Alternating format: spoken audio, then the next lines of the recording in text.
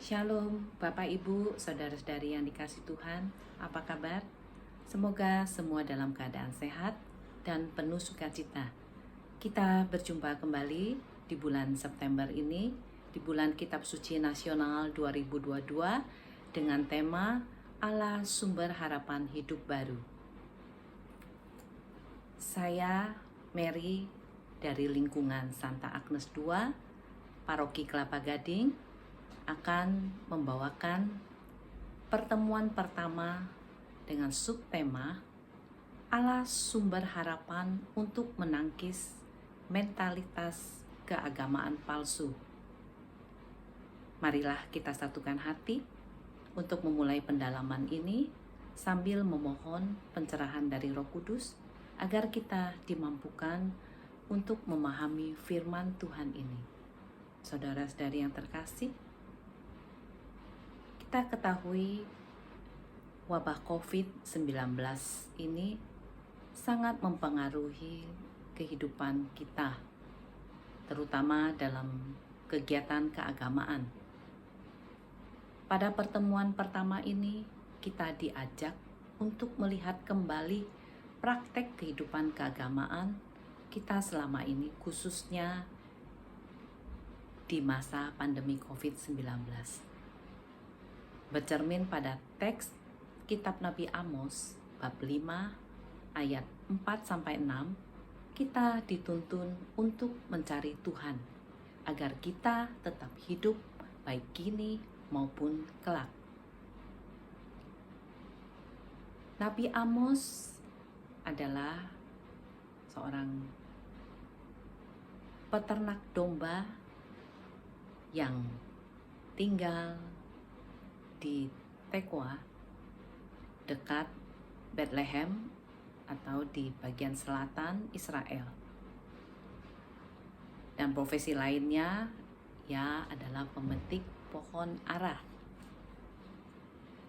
Pada zaman Raja Yerobeam, Israel di bagian utara dalam jaya-jayanya terjadi kemakmuran. Pada masa itu, orang-orang Israel banyak memuja ilah-ilah lain dan banyak melakukan penindasan terhadap rakyat kecil. Nabi Amos melihat kejadian ini, dia menyerukan pertobatan bagi kaum Israel dan juga mewartakan bahwa bangsa Israel akan terjadi keruntuhan. Mendengar pewartaan dari Nabi Amos itu, orang Israel menjadi marah dan mengatakan Nabi Amos ini gila. Orang lagi jaya-jayanya dibilangin runtuh. Nah, itu sekilas tentang Nabi Amos. Yuk kita baca kitab suci Nabi Amos bab 5 ayat 4 sampai dengan 6. Sebab beginilah firman Tuhan kepada kaum Israel. Carilah aku, maka kamu akan hidup. Janganlah kamu mencari Betel, janganlah pergi ke Gilgal, dan janganlah menyeberang ke Beersheba. Sebab Gilgal pasti masuk ke dalam pembuangan, dan Betel akan lenyap. Carilah Tuhan, maka kamu akan hidup, supaya jangan ia memasuki keturunan Yusuf, bagaikan api yang memakannya, habis dengan tidak ada yang memadamkan bagi Betel. Demikianlah sabda Tuhan, syukur kepada Allah. Di dalam perikop bacaan kitab suci Nabi Amos ini, kita dapat menarik ada 4 makna yang tersirat dalam perikop ini. Di mana 1 adalah carilah Tuhan. Yang kedua, maka kamu akan hidup. Yang ketiga, jangan mencari Betel, Gilgal, dan Beersheba. Yang keempat, api yang tak terpadamkan. Carilah Tuhan. Di dalam kitab Nabi Amos ada diserukan 2 kali. Carilah aku dan carilah Tuhan. Ungkapan carilah Tuhan merupakan undangan untuk menyembah hanya kepada Tuhan.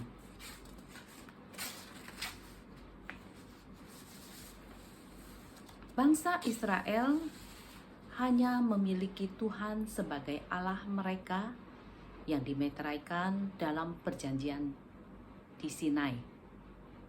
Dalam perjanjian itu, Tuhan menjadi Allah mereka dan mereka menjadi umat-Nya.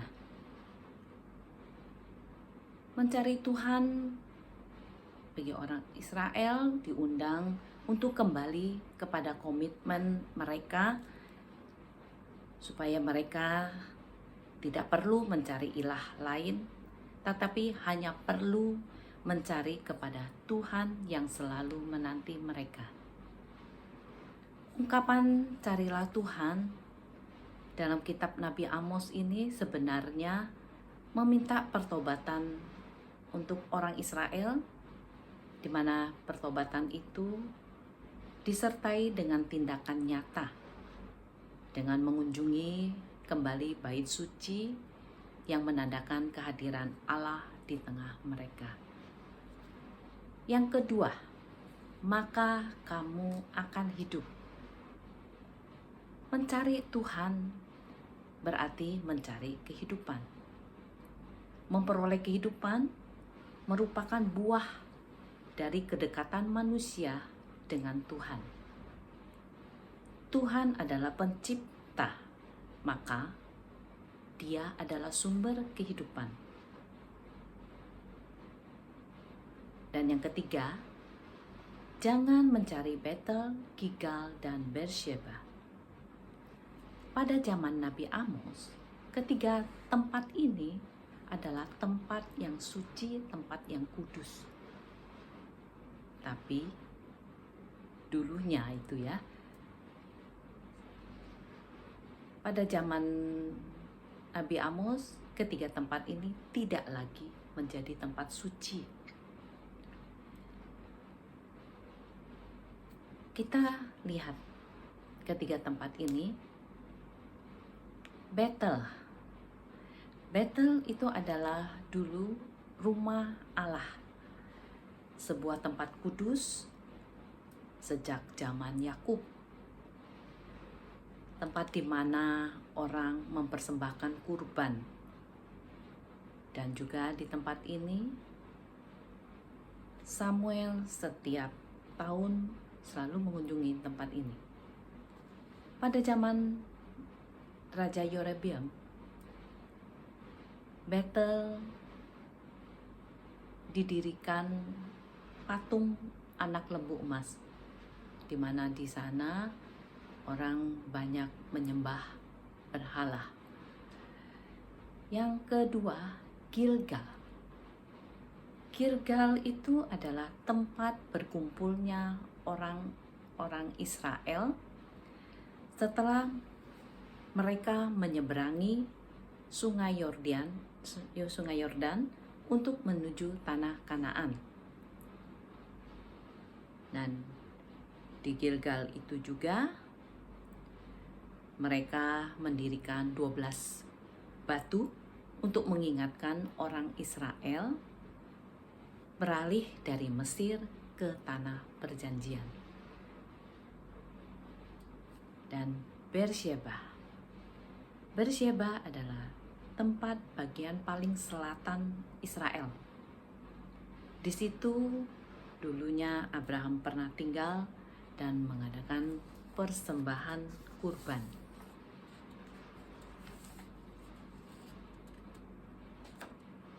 Yang ketiga,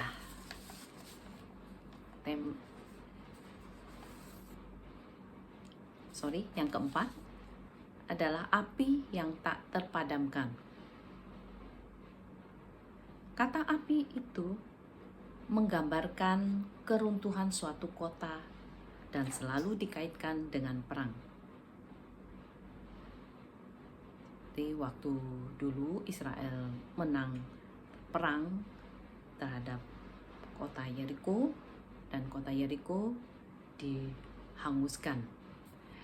Api juga menjadi simbol yang dipakai Nabi Amos tentang pemusnahan yang dilakukan Tuhan dan penghakiman yang dijatuhkannya.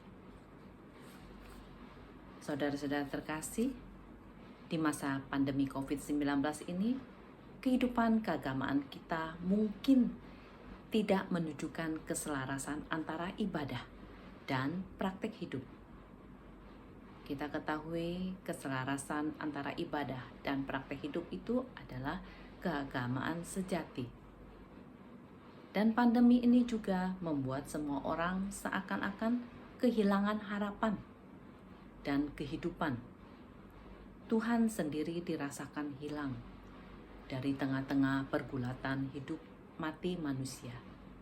Situasi sulit seperti ini menunjukkan ujian yang memurnikan kehidupan iman dan keagamaan setiap pengikut Kristus. Inti dari kehidupan beragama itu adalah bahwa iman akan Tuhan harus kita barengi dengan kasih kepada sesama. Jika kehidupan keagamaan kita tidak seperti itu, maka artinya kita sedang berada dalam keagamaan palsu. Ajaran Gereja Katolik mengajarkan dasar dari perayaan ibadah kepada Tuhan adalah kehadiran yang nyata dari kita. Seperti kita mengikuti misa secara offline dan ibadah secara daring, walaupun terlihat menghadirkan kemudahan, tapi tidak menghadirkan kebersamaan yang diajarkan oleh gereja. Iman kita akan berkembang kokoh jika iman kita itu berkembang dalam kebersamaan di komunitas jemaat. Mari saudara-saudari terkasih, COVID-19 sekarang sudah melandai dan juga gereja semua pada terbuka dan kita juga bisa mengikuti misa offline. Yuk kita kembali mengikuti misa secara offline. Di dalam pertemuan pertama ini, kita refleksi bagaimana saya menilai kehidupan keagamaan saat ini. Yang kedua, apa yang akan saya lakukan untuk mengembangkan kehidupan keagamaan yang sejati?